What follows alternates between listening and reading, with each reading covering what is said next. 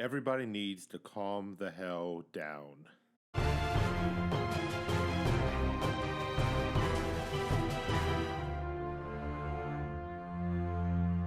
Batman v Superman is a mess, but it is not a disaster at all. I want to start by looking at the pros and cons of this movie. The pros, of which there are several, and then the cons of the movie, of which there are more several.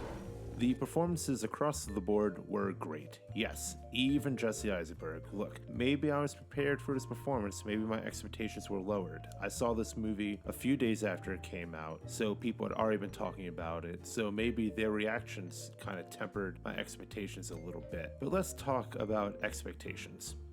After I saw Napoleon Dynamite for the first time, I started practicing a certain mentality about going in to see movies, and that was to try and avoid expectations. Sometimes it's impossible to do, but for the most part, I find it to be very effective and end up enjoying more films than I probably would. I also do not see movies that don't interest me in the slightest, so if you're waiting for my review of Melissa McCarthy in The Boss, don't.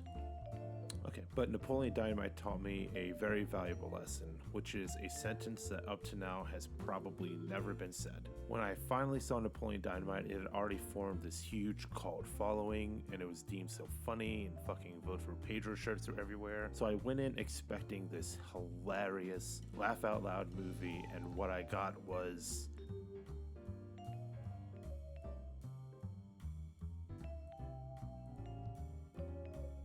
But as I started watching it away from all that hysteria, it got better. And now I enjoy it. And if it comes on, I watch it a bit. So what I took away from all of that was to keep my expectations low. And then maybe I will enjoy the movie more. Eisenberg has had the odds stacked against him from day one. Oh my god, Mark Zuckerberg? Really? We want Bryan Cranston. Blah. He was fine. You would swear from people coming out of this movie that he was some kind of walking Looney Tune, and honestly, I don't think he was as jittery and crazy as I had been led to believe. Maybe that belief made me think he wasn't as bad, but either way, people are way overreacting to him.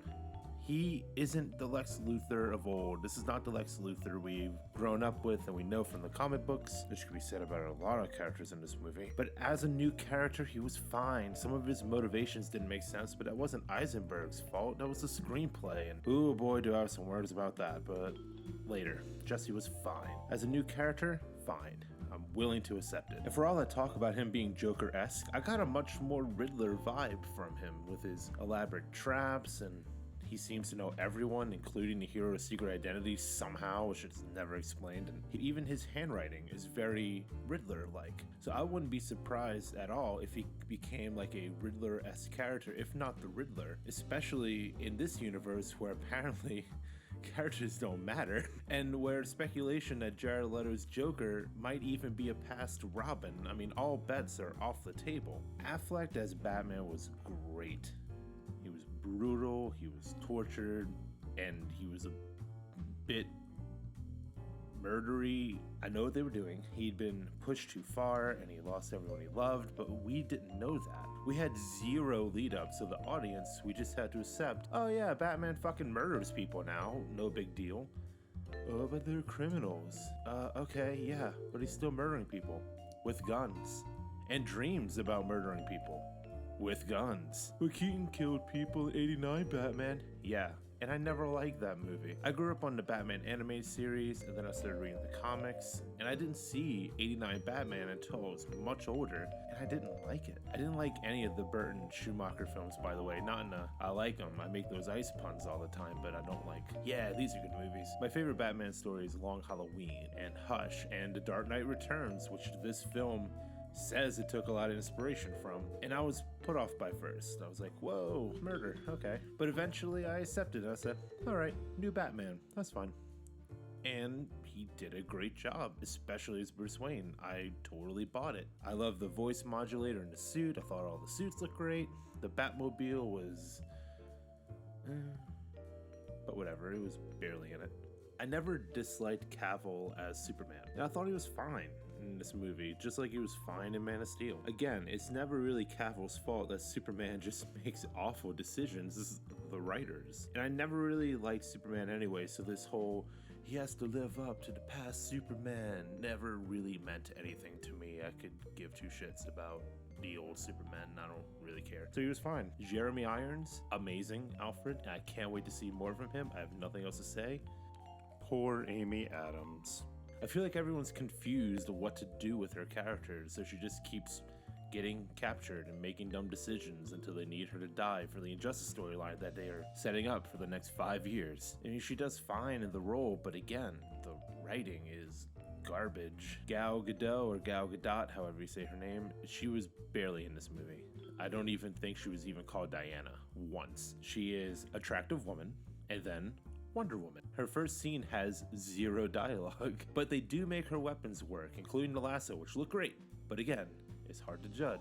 I am excited for the Wonder Woman movie, so there is that. The supporting cast was fine, but again, the movie was cut into so many ribbons they were barely used. Kevin Costner was in a completely insignificant, pointless scene that was just mind-boggling. Diane Lane showed up just to be kidnapped. Holly Hunter acted to a jar of urine. I mean, what can I even say here? Actually, I do have to point out one performance. Lawrence Fishburne as Perry White was so one note and one dimensional that I couldn't stand it. He was essentially the angry boss who would just bang his desk even if a desk wasn't in front of him. He could never give Lois anything she wanted and pretty much acted as a roadblock to Clark and Lois, and that's it. That's all he did. The action in this film was amazing. Brutal. Loved it. At one point, Batman is standing over Superman with a fucking kryptonite spear, and I was like, holy shit, this isn't a movie. This is amazing. And the fights did not disappoint. Even the final one, Doomsday, which... Doomsday. I also like the score. Minus the shredding guitar that happens sometimes for some reason. The sound mixing in this movie is not good. So a lot of people were like, oh, the score was awful, but I really enjoyed it. Zack Snyder's just awful at sound mixing. He has an awful ear. Zimmer, you've done it again. You magnificent bastard.